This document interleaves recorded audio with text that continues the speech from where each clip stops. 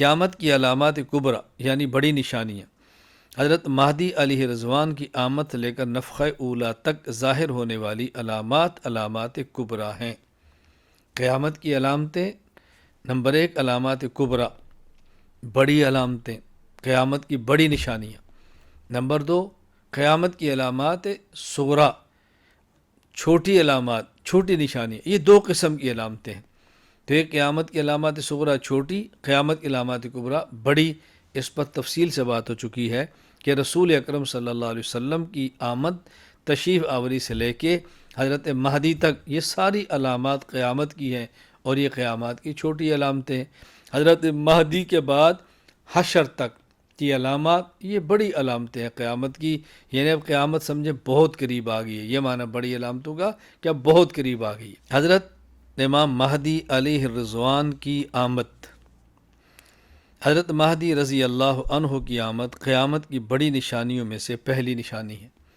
آپ کا نام محمد اور والد کا نام عبداللہ ہوگا۔ حضرت فاطمہ رضی اللہ عنہا کی اولاد میں سے ہوں گے۔ سیرت میں آپ صلی اللہ علیہ وسلم کے مشابہ ہوں گے۔ مدینہ منورہ کے رہنے والے ہوں گے۔ مکہ مکرمہ میں ان کا ظہور ہوگا۔ بیت اللہ کے طواف کے دوران لوگ انہیں پہچان لیں گے اور ان کے ہاتھ پر بیعت کریں گے۔ پہلے ان کی حکومت عرب میں ہوگی، پھر ساری دنیا میں پھیل جائے گی۔ ان کے دور حکومت میں عدل و انصاف کا دورہ ہوگا۔ آپ کا عمل شریعت محمدیہ کے مطابق ہوگا۔ آپ کے زمانے میں دجال نکلے گا، اور آپ ہی کے زمانہ بادشاہت میں عیسیٰ علیہ السلام آسمان سے جامع مسجد دمشق کے مشرقی کنارہ پر فجر کی نماز کے قریب نازل ہوں گے، اور حضرت مہدی کے پیچھے نماز ادا فرمائیں گے۔ حضرت مہدی عیسائیوں سے جہاد کریں گے اور قسطنطنیہ کو فتح کریں گے۔ بیت المقدس میں آپ کا انتقال ہوگا۔ حضرت عیسیٰ علیہ السلام آپ کی نماز جنازہ پڑھائیں گے اور بیت المقدس ہی میں دفن ہوں گے۔ یہ عقیدہ اہل سنت والجماعت کا ہے۔ جبکہ اس کے مد مقابل اہل تشیع وہ کہتے ہیں کہ مہدی پیدا ہو چکے ہیں، غار کے اندر پوشیدہ ہیں، قیامت کے قریب آئیں گے، اور بہت ساری علامات ہیں وہ جو بیان کرتے ہیں۔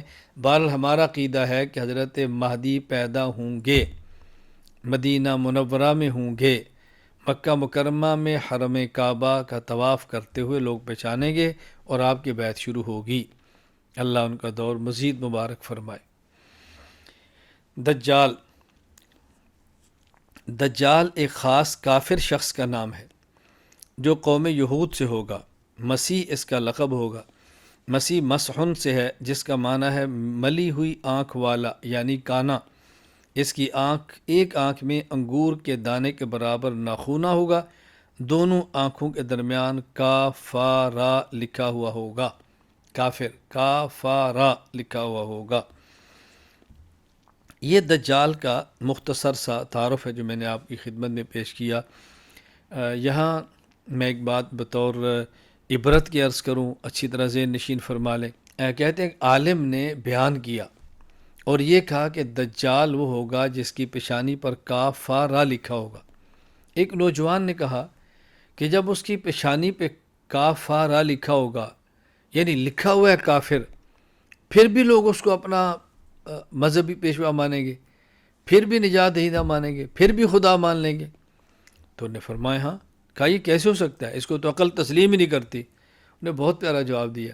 فرمایا سگریٹ کی ڈبیا پر لکھا ہوتا ہے تمباکو نوشی صحت کے لیے مضر ہے، لکھا ہوتا ہے کہ یہ کینسر کا سبب ہے، اور تصویریں بھی اتنی خطرناک قسم کے اوپر بنی ہوتی ہیں، کسی کی منہ میں کینسر ہے، کسی کے دماغ میں کینسر ہے، کسی کا پتہ نہیں کیا کیا عجیب سی تصاویر ہوتی ہیں۔ انہوں نے کہا بیٹا جب ڈبیا سگریٹ کی ہے، اوپر لکھا ہے تمباکو نقصان دہ، لوگ پھر بھی پیتے ہیں؟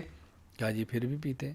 فرمایا جس طرح سگریٹ کی ڈبیا پر تمباکو نوشی صحت کے لیے مضر ہے، یہ لکھا ہوا دیکھ کر بھی لوگ سگریٹ نوشی سے باز نہیں آتے، اسی طرح دجال کی پیشانی پر کافارا لکھا ہوا دیکھ کر بھی لوگ اس کو کافر نہیں کہیں گے، کوئی خدا کہے گا، کوئی مذہبی امام اور پیشوا کہے گا۔ اللہ تعالی ہماری اس فتنے سے بہت زیادہ حفاظت فرمائے۔ دجال کے فتنے سے اور دیگر فتنوں سے بچنے کے لیے جمعہ کے روز سورہ کاف کا ہمیں اہتمام کرنا چاہیے۔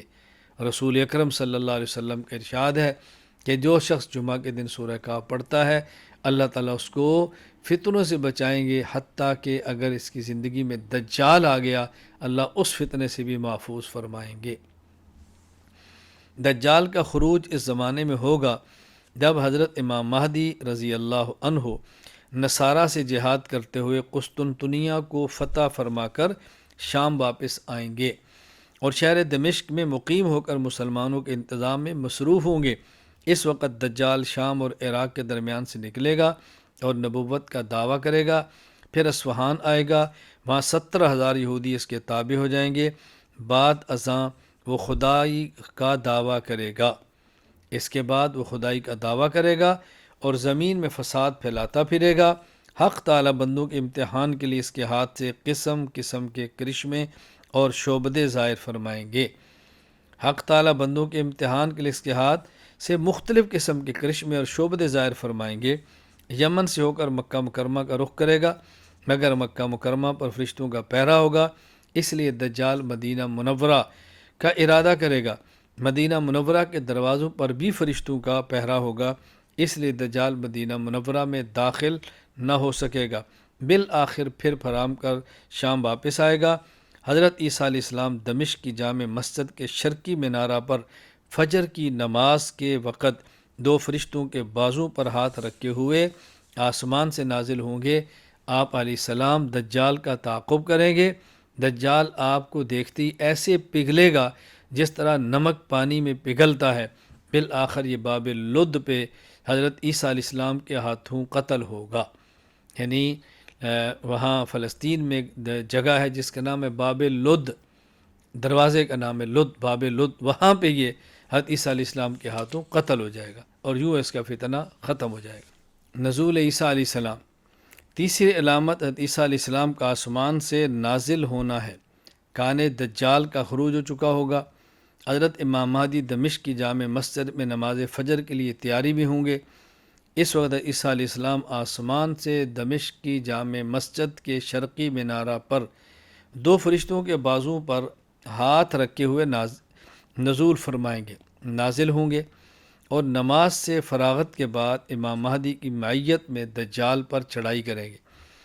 حضرت عیسیٰ علیہ السلام کے سانس میں یہ تاثیر ہوگی کہ کافر اس کی تاب نہ لا سکیں گے، اس کے پہنچتے ہی مر جائیں گے۔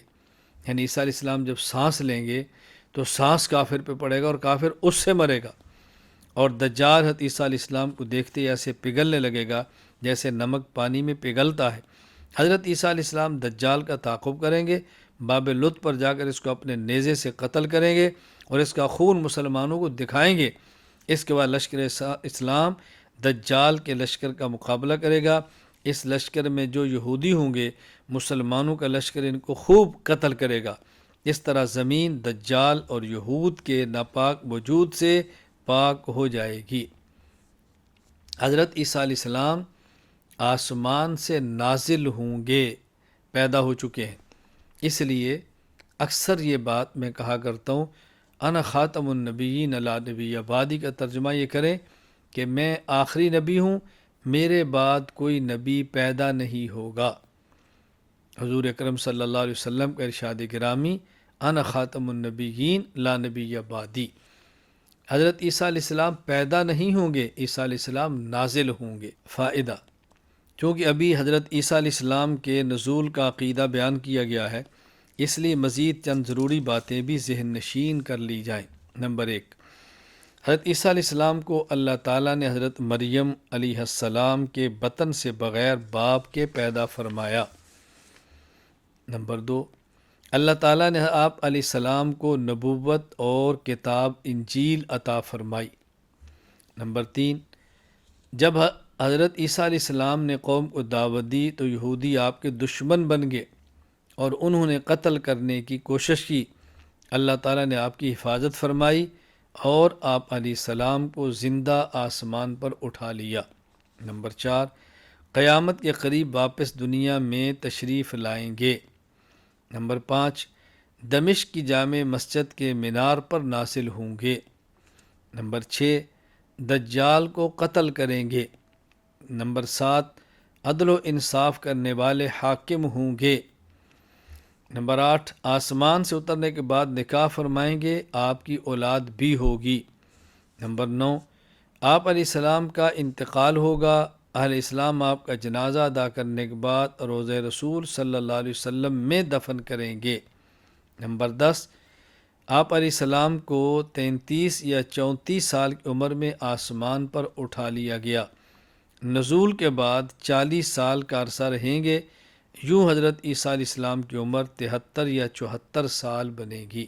حضرت عیسیٰ علیہ السلام کے خلیفہ، حضرت عیسیٰ علیہ السلام اپنی زندگی میں ایک قحطانی شخص کو خلیفہ مقرر کر جائیں گے جس کا نام جہجا ہوگا، جیم ہا جیم الف ہا، جہجا ہوگا۔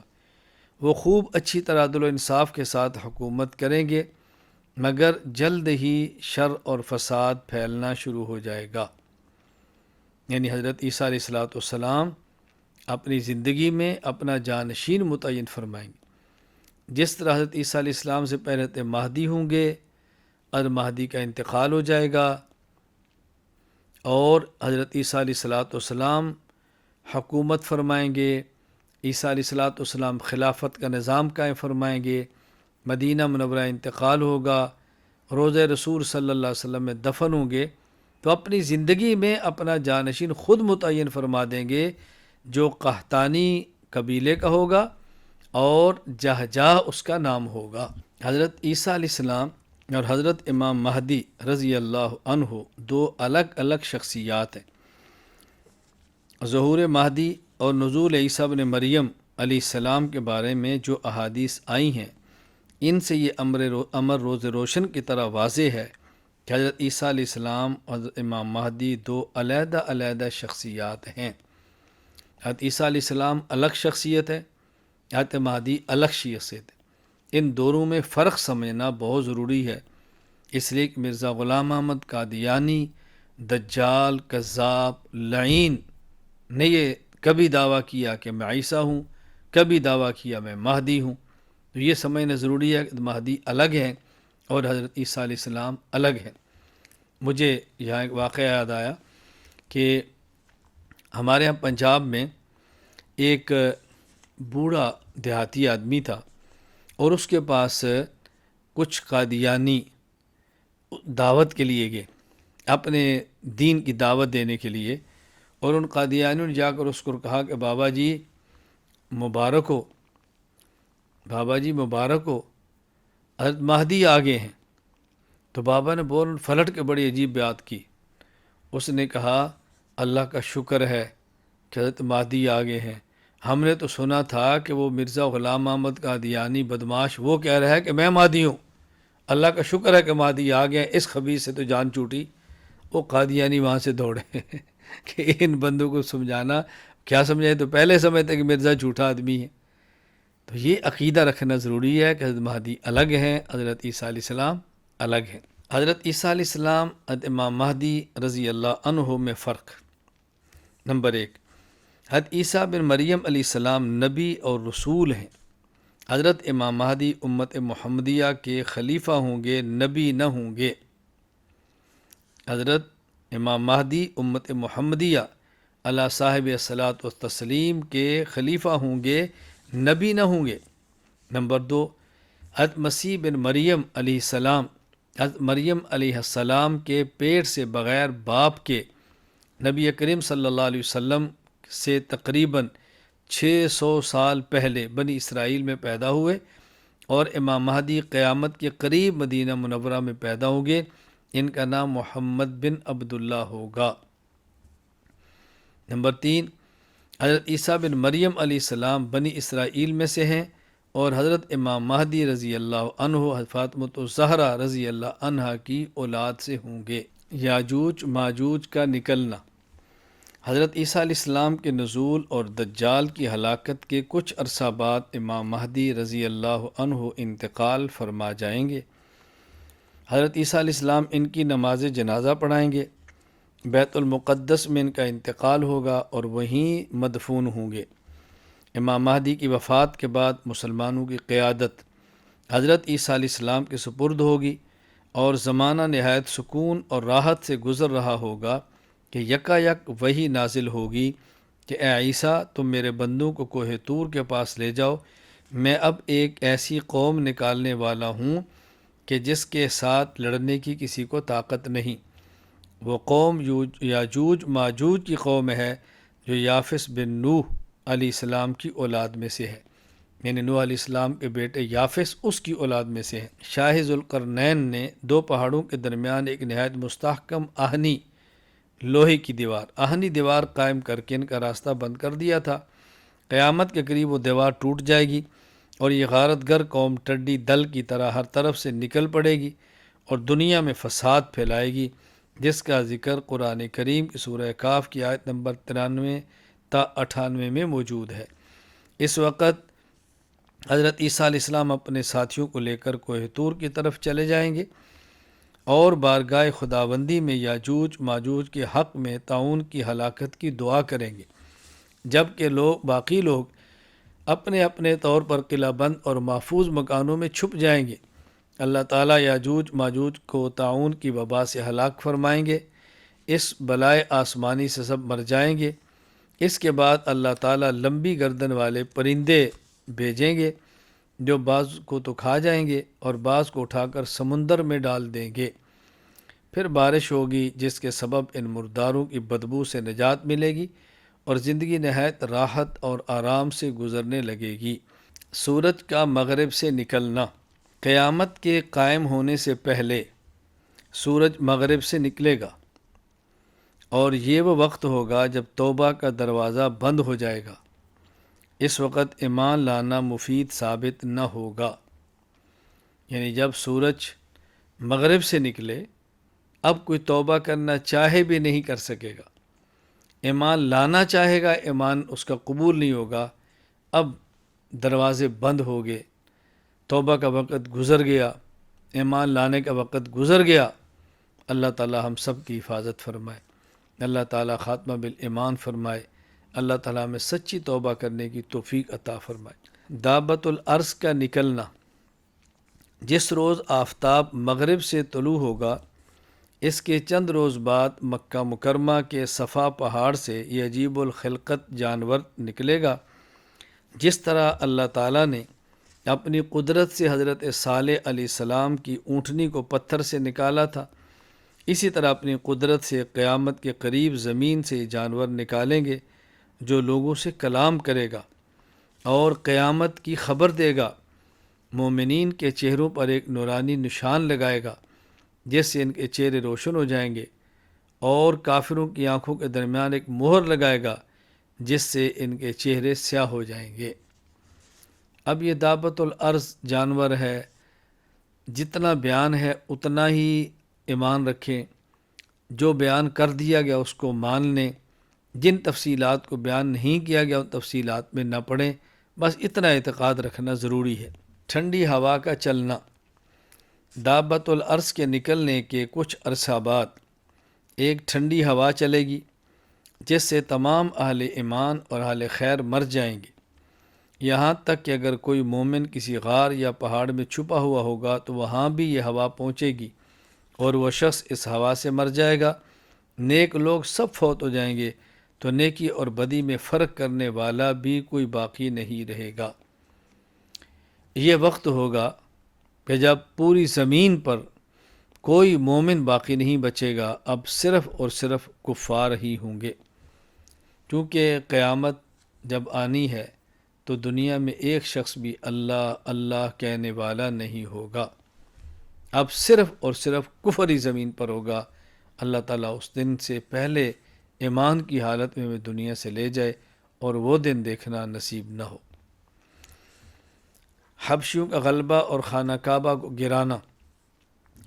اس کے بعد حبشہ کے کافروں کا غلبہ ہوگا، زمین پر ان کی سلطنت ہوگی، ظلم اور فساد عام ہوگا، بے شرمی اور بے حیائی کھلم کھلا ہوگی، چوپایوں اور جانوروں کی طرح لوگ سڑکوں پر زنا کریں گے، حبشی لوگ خانہ کعبہ کو شہید کر دیں گے۔ انا للہ و انا الیہ راجعون۔ یہ زمانہ بہت خطرناک ہوگا، شر اور فساد کا دور ہوگا، بے حیائی کا عروج ہوگا۔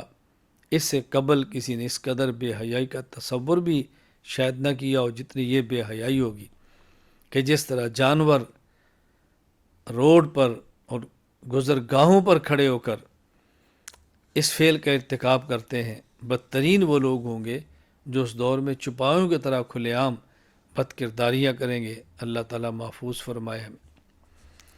آگ کا نکلنا، قیامت کی آخری نشانی یہ ہے کہ وسط عدن سے ایک آگ نکلے گی جو لوگوں کو گھیر کر ملک شام کی طرف ہانک کر لائے گی، جہاں مرنے کے بعد حشر ہوگا، یعنی قیامت میں جو نئی زمین بنائی جائے گی اس کا وہ حصہ جو موجودہ زمین کے ملک شام کے مقابل ہوگا۔ یہ آگ لوگوں سے دن رات میں کسی وقت جدا نہ ہوگی، اور جب صبح ہوگی اور آفتاب بلند ہو جائے گا تو یہ آگ لوگوں کو ہانک کر لے جائے گی۔ جب لوگ ملک شام میں پہنچ جائیں گے تو یہ آگ غائب ہو جائے گی۔ یہ قیامت کی آنے والی نشانیوں میں سے ایک آخری نشانی ہے، اس کے بعد بس حشر نے برپا ہونا ہے۔ قیامت کے دن اٹھنا، قیامت کے دن جب دوسری بار سور پھونکا جائے گا تو ہر ذی روح چیز کے جسم کو دوبارہ اٹھایا جائے گا۔ مخلوق برہنہ حالت میں میدان معاشر میں جمع ہوگی، کچھ سواریوں پہ سوار ہوں گے، کچھ دوڑ رہے ہوں گے، اور بعض چہروں کے بل گھسٹ کر آئیں گے۔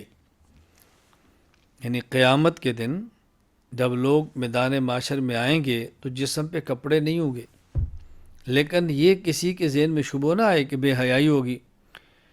وہاں تو ماحول اتنا سخت پر خطر اور نفسا نفسی کا ہوگا کہ آدمی تصور بھی نہیں کر سکتا کہ کسی طرف نگاہ اٹھا کر دیکھے۔ وہ منظر تو اتنا سخت ہوگا، ماں بیٹے سے، بیٹا ماں سے، باپ بیٹے سے، باپ بیٹے سے، باپ بیٹے سے، بیٹا باپ سے، شوہر بیوی سے، بیوی شوہر سے، بہن بھائی سے، بھائی بہن سے، ہر ایک دوسرے سے لا تعلق ہو کر دوڑے گا اور صرف اپنی فکر میں لگا ہوگا۔ اس ہولناک منظر کو میں صرف سمجھانے کے لیے مثال دیتا ہوں، جبکہ اس کی مثال دینا اور سمجھانا میرے اختیار میں نہیں ہے۔ اگر خدا نخواستہ کسی ایک بلڈنگ میں، کسی ایک بڑے ایسی مارکیٹ میں جہاں لوگ ہوں، کسی شاپنگ مال کے اندر لوگ ہوں، کسی ہال کے اندر لوگ کسی تقریب میں جمع ہوں، مرد ہوں خواتین ہوں، اچانک وہاں آگ لگ جائے یا زلزلہ برپا ہو جائے اور اس آگ لگنے سے کپڑے جھلس جائیں اور کپڑے گر جائیں، یا تیز آندھی سے کپڑے پھٹ جائیں اور کوئی ادھر سے پتھر کوئی ادھر سے چیز لگے، آپ بتائیں کون ہوگا جو کسی کی طرف نگاہ اٹھا کے دیکھے گا؟ یہ تو دنیا ہے، اور آخرت کا ماحول تو بہت خطرناک ہوگا۔ اس لیے کسی کے ذہن میں یہ خدشہ نہ آئے کہ وہاں ننگے ہوں گے تو شاید کوئی ایک دوسرے کی طرف نظر اٹھا کر دیکھ لے گا، یہ ممکن ہی نہیں، وہاں پر بہت مشکل ہوگا۔ اللہ تعالی ہم سب کو وہاں پہ امن عطا فرمائے، اللہ تعالی اپنا کرم فرمائے، اللہ تعالی عافیت عطا فرمائے۔ وزن اعمال، قیامت کے دن ایک ترازو قائم کیا جائے گا، اس میں اعمال کو تولا جائے گا اور وزن کی بنیاد اخلاص پر ہوگی۔ اللہ اکبر۔ قیامت کے دن اعمال کو تولنے کے لیے ترازو ہوگا، اس ترازو پہ اعمال نے تلنا ہے، اور اعمال کے وزن کی بنیاد اخلاص ہے۔ کم اخلاص سے پڑھے جانے والی 100 رکعات کا اتنا وزن نہیں ہوگا جتنا اخلاص کے ساتھ پڑھے جانے والی 2 رکعات کا وزن ہوگا۔ پہاڑ کے برابر سونا خرچ کرنے کا بغیر اخلاص کے جو خرچ کیا گیا ہے وہ وزن نہیں ہوگا، جو ایک کھجور اور ایک جو اور ایک گندم کا دانہ اور ایک پانی کا گھونٹ اخلاص کے ساتھ پلانے کا وزن ہوگا۔ قیامت کے دن اعمال کو تولا جائے گا، اور وزن کا کم ہونا اور بڑھنا اس کی بنیاد انسان کا اخلاص ہوگا۔ اخلاص ہوگا، نیت ہوگی، حسن نیت ہوگی۔ حساب و کتاب، زندگی کے تمام اعمال کا حساب ہوگا۔ نیک لوگوں کو ان کا نامہ اعمال دائیں ہاتھ میں، جبکہ فساق فجار کو نامہ اعمال بائیں ہاتھ میں پشت کے پیچھے سے دیا جائے گا۔ اللہ اکبر۔ وہ کیا کیفیت ہوگی اللہ ہی جانتا ہے، بس اللہ سے دعا مانگنی چاہیے، اللہ تعالیٰ قیامت کے دن ہمارا نامہ اعمال دائیں ہاتھ میں عطا فرما۔ اے اللہ قیامت کے دن حساب آسان فرما، بلکہ بغیر حساب کے یا اللہ جنت میں داخلہ فرما دے۔ ایک ایک شخص کا قیامت کے دن حساب ہوگا، ایک ایک شخص کا، ایک کا حساب، پھر دوسرا، پھر تیسرا، پھر چوتھا۔ پل صراط، جہنم کے اوپر موجود ایک پل ہے جو بال سے زیادہ باریک، تلوار سے زیادہ تیز، 500 سال چڑھتے ہوئے، 500 سال اوپر سے گزرتے ہوئے اور 500 سال اترتے ہوئے لگیں گے۔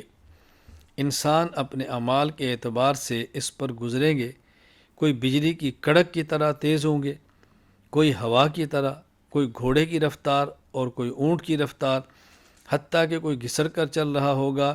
نافرمان اور کافر اس سے گر کر جہنم رسید ہوں گے۔ یعنی میدان معاشر اور جنت کے درمیان پل ہے، اس پل سے گزر کر ہی ہر شخص نے جنت میں جانا ہے، اس پل سے گزر کر ہی جانا ہے۔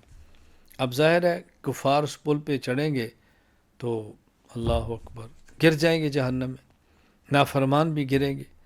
وہاں تو صحیح العقیدہ اور متبع سنت ہی گزرے گا، پل صراط سے گزر کر جنت میں جانا ہے۔ حوض کوثر، میدان معاشر میں ایک تالاب ہے جس کی لمبائی 1 مہینہ کی مسافت کے برابر ہے، یعنی 1 ماہ تک اگر کوئی شخص چلتا رہے تو پھر اس کی لمبائی اتنی لمبی ہوگی کہ 1 ماہ تک انسان چلتا رہے تو شاید اس کی لمبائی آدمی سے ناپی جائے، اتنی لمبائی۔ اس کا پانی دودھ سے زیادہ سفید، شہد سے زیادہ میٹھا۔ اس حوض پر پانی پینے کے برتنوں کی تعداد ستاروں کی تعداد سے بھی زیادہ ہوگی۔ بدعتی آدمی وہاں سے پانی نہیں پی سکے گا۔ وہاں صحیح العقیدہ اور متبع سنت اہل سنت والجماعت ہی پانی پئیں گے، اہل بدعت کو پانی وہاں سے نصیب نہیں ہوگا، پیچھے دھکیل دیا جائے گا، ان کو قریب بھی نہیں آنے دیا جائے گا۔ تو جنت میں ایک نہر کا نام ہے کوثر، اس نہر سے 2 پرنالے اس تالاب حوض میں گرتے ہیں، اسی وجہ سے اس حوض اور تالاب کو حوض کوثر کہتے ہیں، یعنی کوثر نہر کا تالاب، کوثر نہر کا حوض۔ تو کوثر کی نہر جنت میں ہے، تالاب حشر میں ہے، وہاں سے پانی اس تالاب کے اندر آتا ہے۔ اللہ ہم سب کو پینا وہاں پہ نصیب فرما دے۔